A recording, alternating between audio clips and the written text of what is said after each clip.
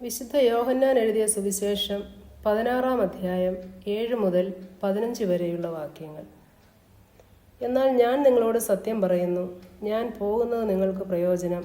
ഞാൻ പോകാഞ്ഞാൽ കാര്യസ്ഥൻ നിങ്ങളുടെ അടുക്കൽ വരികയില്ല. ഞാൻ പോയാൽ അവനെ നിങ്ങളുടെ അടുക്കൽ അയക്കും. അവൻ വന്ന് പാപത്തെക്കുറിച്ചും നീതിയെക്കുറിച്ചും ന്യായവിധിയെക്കുറിച്ചും ലോകത്തിന് ബോധം വരുത്തും. അവർ എന്നിൽ വിശ്വസിക്കായ്ക കൊണ്ട് പാപത്തെക്കുറിച്ചും ഞാൻ പിതാവിൻ്റെ അടുക്കൽ പോവുകയും നിങ്ങൾ ഇനി എന്നെ കാണാതിരിക്കുകയും ചെയ്യുന്നതുകൊണ്ട് നീതിയെക്കുറിച്ചും ഈ ലോകത്തിൻ്റെ പ്രഭു വിധിക്കപ്പെട്ടിരിക്കുക കൊണ്ട് ന്യായവിധിയെക്കുറിച്ചും തന്നെ.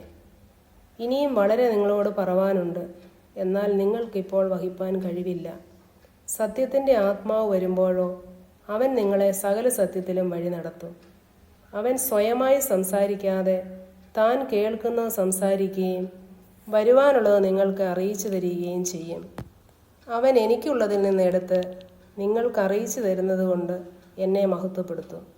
പിതാവിനുള്ളതൊക്കെയും എനിക്കുള്ളത്, അതുകൊണ്ടത്രേ അവൻ എനിക്കുള്ളതിൽ നിന്നെടുത്ത് നിങ്ങൾക്ക് അറിയിച്ചു തരുമെന്ന് ഞാൻ പറഞ്ഞത്.